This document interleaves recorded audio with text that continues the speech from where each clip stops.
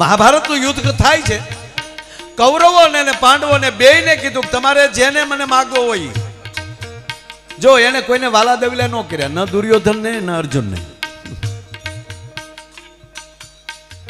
મૌન રહ્યો કે ભાઈ તમારે જે નિર્ણય કરવો હોય.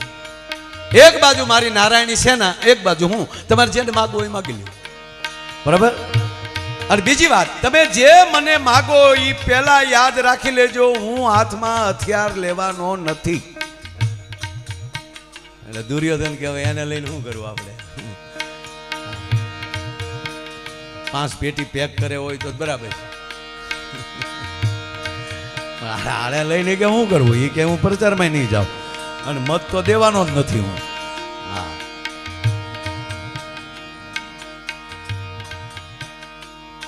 એટલે કવિને લખવું પડ્યું કે તમે હવાળો સમજો છો, મારે કેમ બાંધવું એમ નહીં. પણ અર્જુનને થોડુંક જીલુભાઈ અંદર હફડફ હતું કે મારા બાપ યુવાનોને પગે લાગીને કહું, કોક દી ગીતાની અંદર નજર કરજો. ભગવાન એમ કહે છે કે હું હાથમાં હથિયાર નહીં લઉં અર્જુન. કે નારાયણ તોય તું મારી ભેગો. અરે ગાંડા, તું નિહથાને લઈને શું કરીશ? અને ત્યારે અર્જુન એમ કે તું કાંઈ ન કરતો કાંઈ નહીં, પણ મારું મોત તો સુધારી શકીને. મારા એન્ડ વખતે, મારા અંત વખતે મારી પાસે તો ઊભો હશ ને. કદાચ મને એમ કે ભાઈ દુશ્મનોનું બાણ લાગે અને હું જ્યાં ધરતી ઉપર હેઠો પડવા જાઉં, મારી ભેગો હોતો તું મને પકડી તો ખરો ને. શાબાશ અર્જુન, શાબાશ. હવે સાંભળો, છે જ હાવ પાતળી ભેગ રેખા એટલી જ ભગવાન એટલું કીધું કે હું હાથમાં હથિયાર નહીં લઉં. અને પછી અર્જુનને કહે છે કે અર્જુન, તારી જેવાને જ ગોતતો થો હું. હે? અને પછી એની વિભૂતિઓ દેખાડે છે કે અર્જુન, વૃક્ષમાં પીપળો મારી વિભૂતિ છે, પ્રાણીમાં સિંહ મારી વિભૂતિ છે, જળચર પ્રાણીમાં મગરમચ્છ મારી વિભૂતિ છે, પાંડવા નામ ધનંજય. ગાંડો હું થા છો અર્જુન? પાંડવામાં અર્જુન જ હું છું. ટૂંકમાં તારી અંદર અવતાર જ મારો આવવાનો છે. કૃષ્ણ ખાલી રથ હાંકતો હશે, બાકી એની તમામ વિભૂતિઓ છે ને એ તારા અંગ અંગમાં વ્યાપી જવાની છે. એટલે હાલવાનું સુદર્શન ચક્ર છે, ચિંતા કરતો નહીં. જીવન એવું જીવજો કૃષ્ણને એમ થઈ જાય કે એ જ હું છું. તમારી કુળદેવીને એમ થઈ જાય કે ભાઈ હું એ જ એનો જ એટલે એની અંદર અવતરણ થાય. એટલે એમાં કીધું અવતાર. તમને કૃષ્ણનો અવતાર આવું. અને કૃષ્ણનો અવતાર ક્યારે આવે? કે કૃષ્ણનું કીધેલું વાતું છે ને એ હૃદયમાં રાખવા મળો ને તો કૃષ્ણનો અવતાર આવે, એમણામ ના આવે. હે? પાંડવોની ભેગા કૃષ્ણ શું કામ? પાંડવો પક્ષમાં કૃષ્ણ શું કામ? એને પાંડવો કેમ ગમે છે? દુર્યોધન કેમ નહીં? વાંધો છે ના, દુર્યોધન તો વેવાય છે. અને આપ જાણીએ છીએ અત્યારે ભાઈ હારે નો બેહી ચાલે, પણ વેવાય હારે બેહવું પડેલો. એવી પરિસ્થિતિ જ આવી છે.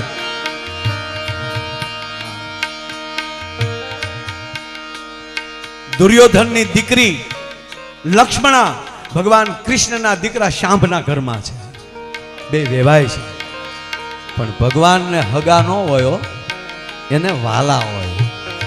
આપણે હગા વાલા બેન ભેગા રાખી બોલા તમારી વાટ જોતા. એક રંગાને ઉજળા જેને ભીતર નહીં દૂજી ભાત. હું રાજુભાઈને આયા જે કહેતો હોઉં મોઢે, એ રાજુભાઈની ગેરહાજરીમાં ઈ જ નીકળવું પડે સાહેબ. એની ભેગો કૃષ્ણ રહે, બધે ન રહે. હા, મને ઘણી વાર આવું થાય કે તમે ભાઈ કહો છો પણ તમારે હારે બે છે આવું કરે છે, ત્યારે હું એને કહું તું ગેટ આઉટ થા. તારથી એની વાત મારા સુધી કરાય કેમ?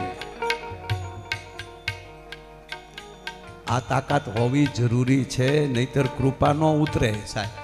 એટલે કાક બાપુને લખવું પડ્યું કે ઝડપેલું અમી અમર કરશે, નિર્ભય નહીં કરે.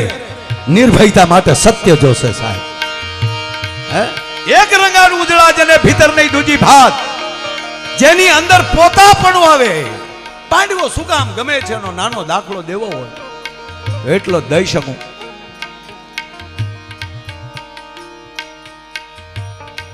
અર્જુન, ધર્મરાજ અથવા 5 પાંડવો ત્યારે વનવાસમાં છે. એવે ટાણે અહીંયા તો હસ્તિનાપુરમાં પછી જલસો હાલે છે. અને એક વાર બને છે એવું, દુર્યોધન ને બધા મિત્રો વનની અંદર વનવાસમાં એટલે કે વનમાં મહેફિલ માણવા જાય. એક બાજુ શિકાર થઈ રહ્યા છે, માફ કરજો બાબુ, એક બાજુ મહુડાનો ઉતરી રહ્યો છે, વનની વનસ્પતિને હેડવી હેડવીને આથા નાખેલા હતા, એની મદિરા બની રહી છે. પશુને કાપી કાપીને એના કાંડલા સડી રહ્યા છે, વારા પછી વારો હાલી રહ્યો છે. એમાં દુર્યોધન લઘુ શંકા માટે બહાર જાય છે. દુર્યોધન થોડોક આમ દૂર જાય છે, એમાં એ જ રાજા, એ જ વનના જે રાજા હતા એની દીકરી આદિવાસી, એ દીકરી નાલી નીકળે છે. દુર્યોધનની નજર પડે છે, દુર્યોધન એને પકડે છે. ત્યારે દીકરી કહે છે કે હે યુવાન, કોણ છો તું? તને ખબર નહીં હોય હું કોણ છું? હું આ વનના રાજાની કુંવરી છું. મારા પિતાને ખબર પડશે તમારા કટકા કરી નાખશે. ત્યારે દુર્યોધન કહે છે તો હવે તને હું જવા દઉં છું, અને તારા પિતાને કહેજે કે હસ્તિનાપુર યુવરાજ દુર્યોધન અહીંયા રોકાણા છે, અને તને શણગારીને આખો પરિવાર અહીંયા મૂકવા આવે. જો આજે રાતે તને મૂકવા ન આવ્યા તો હસ્તિનાપુર તમારા રાજ ઉપર ત્રાટકશે અને તારા પિતાનું મૃત્યુ થશે. આ હસ્તિનાપુર હામું તેથી કોણ જોવે સાહેબ? કોઈની તેવડ નહીં કે કોઈ હામે આંખ ઊંચી કરી શકે. દીકરી ડરી ગઈ, જઈને એના પિતાને કહે છે, ટૂંકી વાત લઈ લઉં, એના પિતાને કહે છે કે બાપુજી મારાથી આ ભૂલ થઈ, આવે ટાણે જ મારે ત્યાંથી નીકળાણું, દુર્યોધનની મારા ઉપર નજર પડી, સવારે હું મારું મોઢું કાળું કરી નાખીશ, પણ આપણું કુળ બચી જતું હોય તો મારો ભોગ ભલે લેવાય, મને પિતાજી જવાની આજ્ઞા આપો. એનો બાપ કહે છે કે બેટા મળશું તો તારા માટે ને, અમે જીવતા હોય જ્યાં સુધી મારી દીકરીનો વાળ વાંકો ન થવા દઉં. એ રાતે ને રાતે સાહેબ સાપામાર યુદ્ધ કર્યું, અને ત્યારે સાપામાર વનવાસીઓને જ આવડતું હતું. અમુક માણસો મરાણા, અમુક અંગરક્ષકો ભાગી ગયા, દુર્યોધન જીવતા પકડાણા. ટૂંકી વાત, રાતે ને રાતે રાજસભા ભરી, જેમ અત્યારે રાતે હાઈકોર્ટ ખોલાવવામાં આવે ન્યાય લેવા માટે, એ રાતે ત્યારે નિયમ હતો કે જે રાજસભા નિર્ણય લઈ લે પછી કોઈ ફેરફાર ન કરી શકે. એટલે એ જ રાજાએ રાતોરાત સભા ભરી અને કીધું કાલે સૂર્યાસ્ત થાય એ પહેલા દુર્યોધનને મૃત્યુદંડ દેવામાં આવશે. મૃત્યુદંડ જાહેર કરી દીધો. દુર્યોધનનો એક અંગરક્ષક ન્યાલી છટકી ગયો, અને જે જગ્યાએ પાંડવો રાત રેકાણેલા હતા ત્યાં રાતે જાય છે. ધર્મરાજ યુધિષ્ઠિરને, આને ધર્મરાજ કહેવાય છે, ધર્મરાજને જગાડે છે. મોટા ભાઈ આવી રીતની ઘટના ઘટી છે, કાલે દુર્યોધનને મૃત્યુદંડ છે. હા મારા બાપ યુવાનો આ સાંભળજો હવે વાત, એક તમારા દીકરા તરીકે.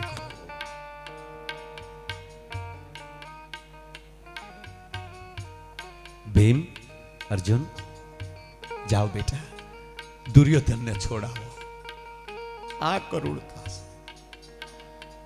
અને ભીમ જે બોલે છે સાહેબ, ત્યારે મોટા ભાઈ કોને છોડાવવાની વાત કરો? ભરી સભામાં જેને દ્રૌપદીના વસ્ત્રહરણ કરવાની કોશિશ કરી છે,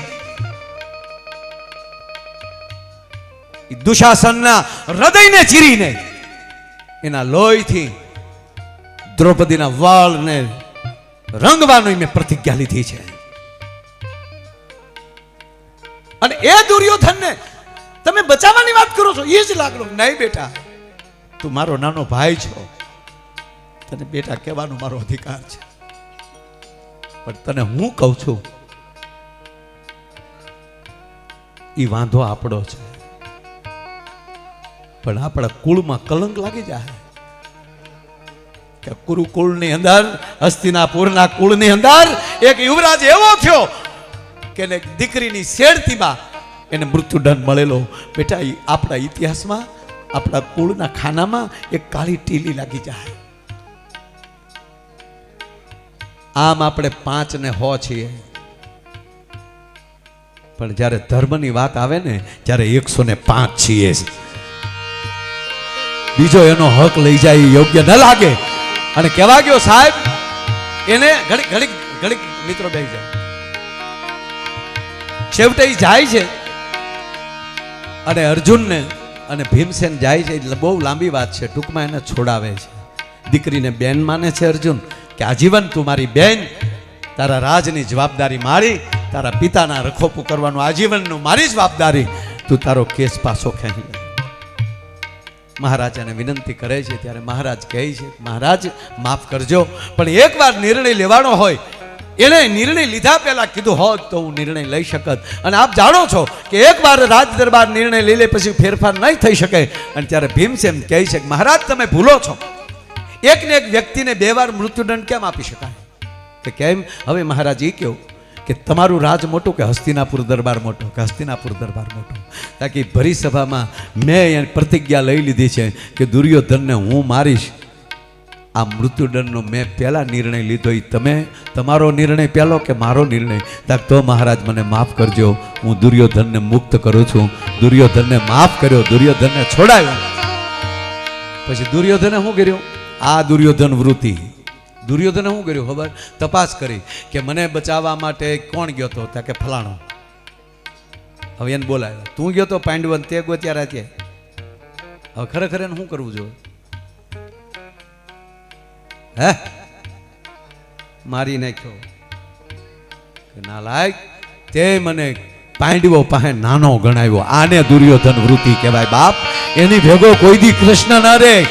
હે એટલી તકલીફ હોવા છતાં એની ભેળું રહેવાની જેની, હે એટલે ઈ કૃષ્ણ હાવ એવો હવાળો નહોતો બાપ. સાવ સુવાલો નથી આ રાજોયા ભારતે કાયર દે.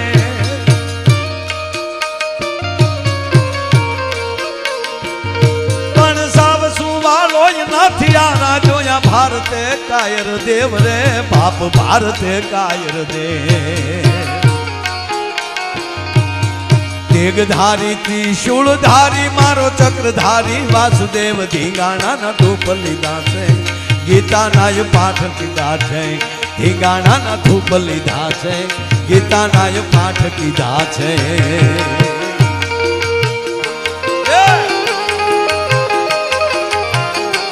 એક બીજી કડી યાદ આવી. પાછી મિત્રતા નિભાવે તો કેવો પાછો ભાઈબંધ કેવો. હા હા